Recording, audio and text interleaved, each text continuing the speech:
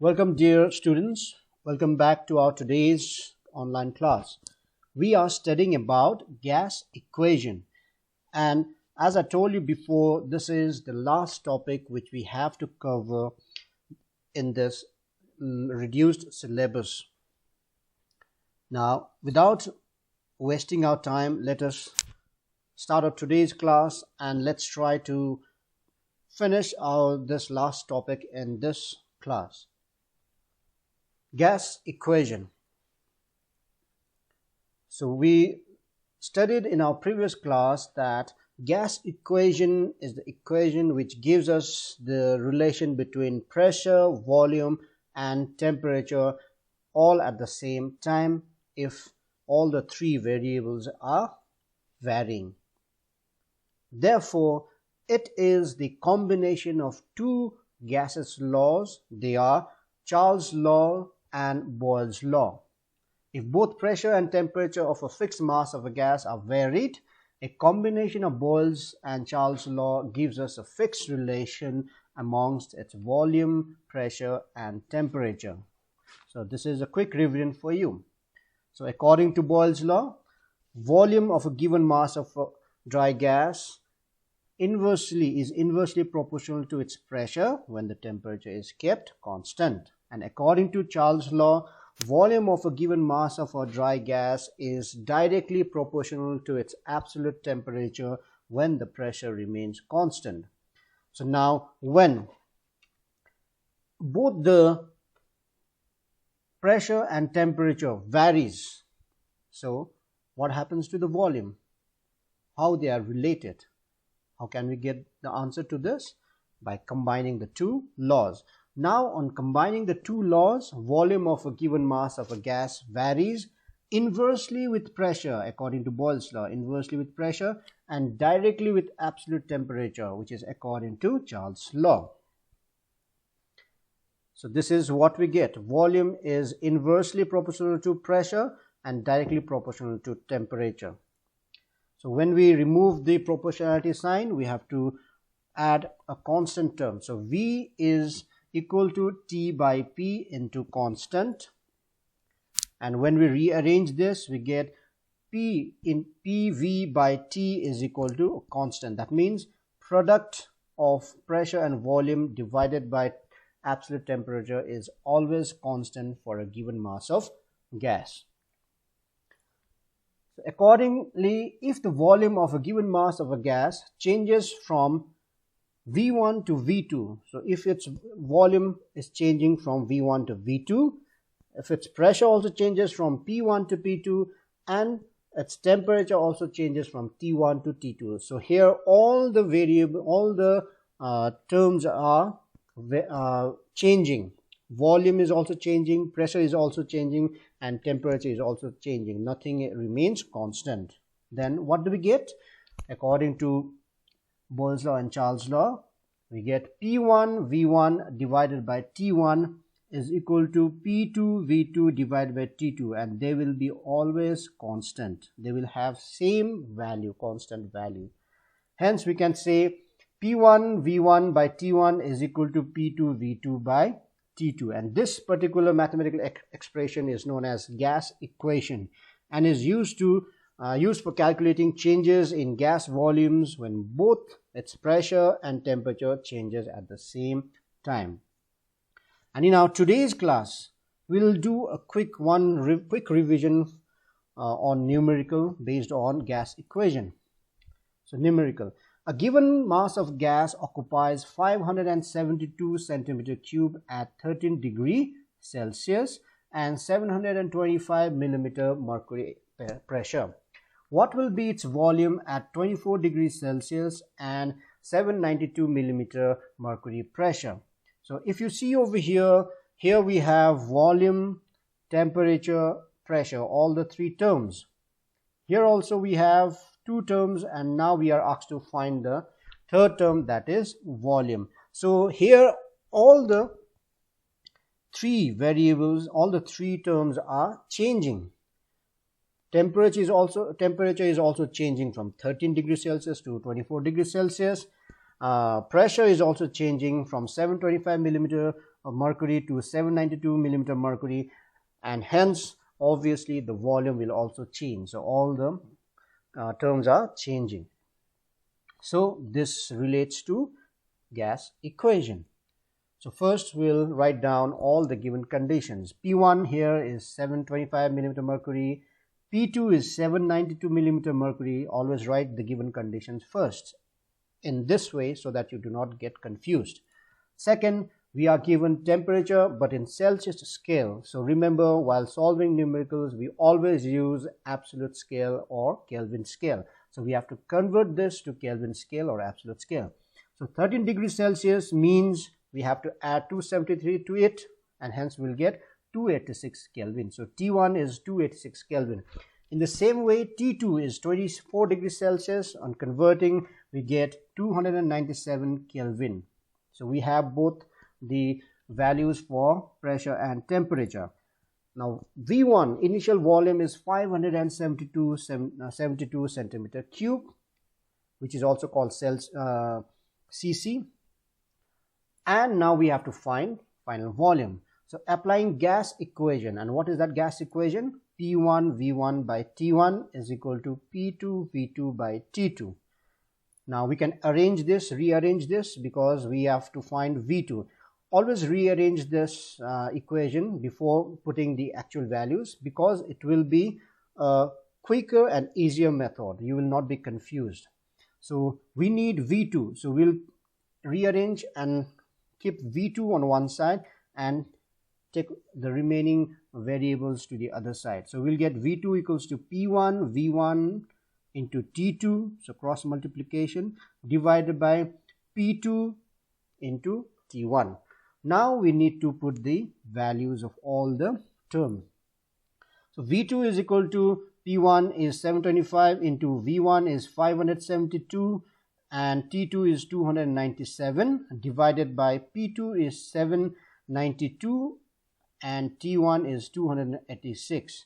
So when we solve this particular equation, we get V2 equals to 543.75 centimeter cube. So this is the required volume of a gas when the temperature changes to 24 degrees Celsius and the pressure also changes to 792 millimeter mercury. So this is how we solve equations, numericals based on gas equation. Now in our today's class, we are going to see the effect of moisture on pressure. Moisture means water vapor. How the water vapor changes the pressure of gas, or does it have any effect on the pressure of gas? We'll discuss about that. Now some gases like nitrogen and hydrogen, they are collected over water as shown in the figure. So this is the diagram. So here nitrogen and hydrogen gas which are prepared, they are collected by passing through water in this way. That means they are passed through water, and therefore there will be presence of water vapor with the collected gas over here. So when the gas gets collected over here, water vapor gets mixed with the gas, and hence the gas collected becomes moist due to the mixture of water vapor. So in this case, in such cases, the total pressure exerted by this moist gas which is collected over here will be equal to the partial pressures of dry gas. So dry gas has its own pressure, and that own pressure of dry gas is known as partial pressure, and the pressure exerted by water vapor. So water vapor also has its own pressure, own partial pressure. So the partial pressure of dry gas and the partial pressure of water vapor both combines together to give the total pressure to the moist gas. Is that clear, boys? So whenever we have moist gas over here, this moist gas will always have the sum of the partial pressures exerted by dry gas and the partial pressure exerted by the water vapor. So that will make total pressure exerted by the gas. So the pressure exerted by the water vapor is also known as aqueous tension. So aqueous tension, aqueous means water, okay, and tension means pressure. So the aqueous tension is nothing but it is the pressure exerted by water vapor. How to find actual pressure of dry gas then? Because the gas collected contains some moisture, and the pressure which we calculate will not be the pressure of dry gas. It will be the total pressure of dry gas and the moisture. So how to find the pressure of actual gas, dry gas? There is a way to do that. Let's see how. So this is pressure total, that means total pressure of the moist gas is equal to, we know, partial pressure of gas, dry gas, plus partial pressure of water vapor. So when we add pressure of dry gas and pressure of water vapor, we will get total pressure, that we know. Now how to get pressure of dry gas? It is very simple mathematics. We'll take this pressure of gas to one side and we'll bring everything to the other side. So here on rearranging, we get pressure of dry gas is equal to pressure total, that means total pressure minus pressure of the water vapor. Now if we know total pressure, if we know the pressure of the water vapor, then if we subtract pressure of water vapor from total pressure, we will get the pressure of the dry gas, which is very simple mathematics. Okay, that means we can conclude that the actual pressure of gas, that means dry gas, the actual pressure of gas is equal to total pressure minus aqueous tension. We can also write water vapor pressure, or we can also write aqueous tension. So based on this, let's see how we can solve numerical. The question is 87 centimeter cube of moist nitrogen. So here we have moist nitrogen, that means the nitrogen gas is not dry, it contains some water vapor. So 87 centimeter cube of moist nitrogen is measured at 9 degrees Celsius and 659 millimeter mercury pressure. What will be the volume of dry nitrogen at STP? What are the temperature? What do we mean by STP? Standard temperature and pressure. And what are the values of temperature? Standard temperature and pressure.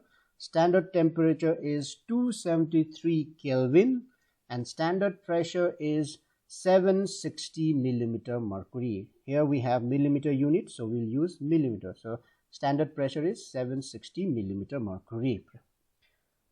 The vapor pressure of water at 9 degrees Celsius is 9 millimeter mercury. So here the partial pressure of water, that is vapor pressure, is given, and that value is 9 millimeter at what temperature? 9 degrees Celsius.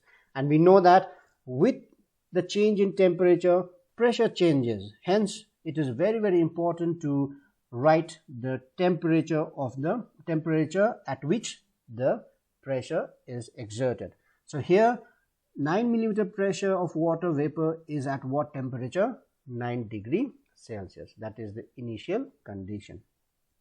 So how to solve this? Now this particular numerical involves moist gas, and 87 centimeter cube of moist nitrogen is the volume of the gas with water vapor, and this pressure 659 pressure is the pressure, total pressure of moisture and dry gas. Okay, so let's see how we can solve this problem. So pressure due to dry gas alone. I hope you remember this. Let's go back. Pressure of the gas is equal to total pressure minus aqueous tension. So we'll use this relation to find the pressure of dry gas. So pressure due to dry nitrogen alone is equal to pressure of moist gas, that is total pressure minus vapor pressure or aqueous tension. So we have this value and we also have this value at 9 degrees Celsius. So let's put those values. So vapor total pressure of moist gas is 659 at 9 degrees Celsius, and vapor pressure of water vapor is 9 millimeter at 9 degrees Celsius. So we just have to put the values over here. 659 is total pressure minus vapor pressure is 9, which will be equal to 650 millimeter mercury. So the pressure of dry nitrogen is how much? 650 millimeter mercury. So the first thing which we have to do over here is we have to find the pressure of dry gas. Okay, always remember, when we are dealing with moist gas, we always have to first find the pressure of the dry gas. And how to do that? We have to subtract vapor pressure from the total pressure. So this is the pressure of the dry nitrogen gas.